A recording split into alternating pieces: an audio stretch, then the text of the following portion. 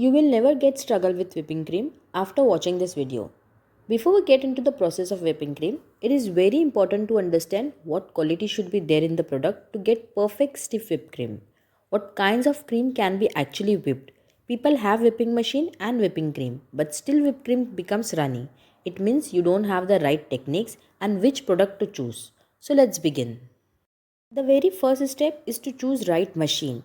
You could purchase machine of any brand, but make sure you should buy minimum 300 plus watts.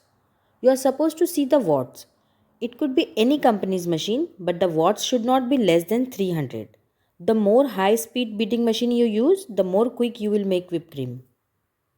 The second step you have to see, and this is the most basic rule of whipping cream, is to make sure that everything you are working with is absolutely and completely chilled. Whipped cream is extremely temperature sensitive. So if you are trying to whip it in a very hot environment, you need to chill not just cream but could also freeze your mixing bowl and the blades of your mixer.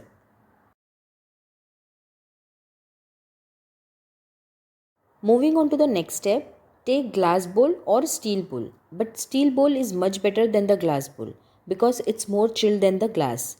I am taking here glass bowl. Keep a bowl full of ice under your mixing bowl. This ensures that your whipping cream doesn't come back to your room temperature and it remains cold throughout the process.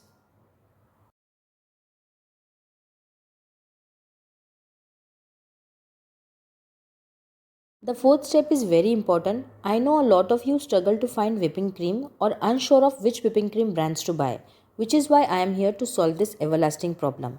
Whipping cream comes in three different categories: dairy cream, non-dairy cream and powdered form. And I will tell you what is these categories are. I am using here non-dairy cream, or you can just say dairy free product. No problem, you could take this of any brand, but just understand what exactly non-dairy cream is made up of. It is made up of vegetable fat and stabilizers. This means that even in a hot temperature, the whipped cream will stay stable, will also maintain its freshness, therefore suitable for consumption, and it is perfect for hot countries like India. On the other hand, dairy cream is made up of milk and doesn't have any stabilizers in them and are the ones that have the most original taste, and the shelf life of dairy cream is very less. And if you are using dairy cream, always buy cream with at least 30% fat content. The fat content is what help to cream whip up. It's okay if you are using dairy cream for any dessert or topping, but when you want to design your cake, you need to work with a non-dairy or dairy-free cream. Fifth step is you need to store them into the freezer, but once you want to whip it, you thaw into your fridge for few hours or overnight, and once it's completely thaw and you see it comes to liquid consistency, then you start whipping it. Make sure it should be only chilled, the ice particle should not be there, otherwise whipped cream would be runny. Now the sixth step is I am going to start beating cream at low speed, just it doesn't fly off everywhere. Soon enough you will notice it will become little thick, but it has a falling consistency. Can you see? It is thick but it has a falling consistency. It is falling. Now at this stage I am going to increase the speed to medium high and continue to beat my cream for a minute or so. After that you will see the stick forming, but this will not stable. This stage is called soft peak stage, and you can use this cream at this stage for dessert, topping, coffee or shade.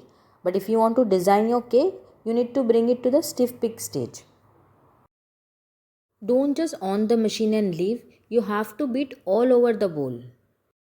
See, can you see the peaks are forming in my cream will begin to hold their position, and once I lift my mixer up, the cream will form peaks, but this will not stable at this stage.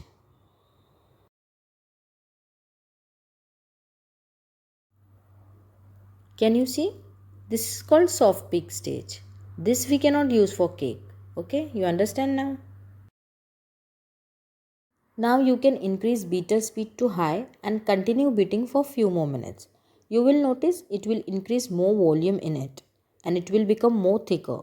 Once you lift your mixer blades up, it will form peaks which are firm, stable and can hold position. And this is where you know your whipped cream is ready. This stage is called stiff peak. Now you can use your cream to frost your cupcake or layer your cakes. So next time if you want to whip your cream, keep all of this point in your mind and I'm sure you will not be disappointed. And if you have leftover cream, you could store it to the fridge but keep it in an airtight container and store. You can use this for 5 to 6 days easily. And if you think this video is helpful, so don't forget to let me know by hitting the like button and don't forget to subscribe and share with your friend who loves to bake. Thank you for watching.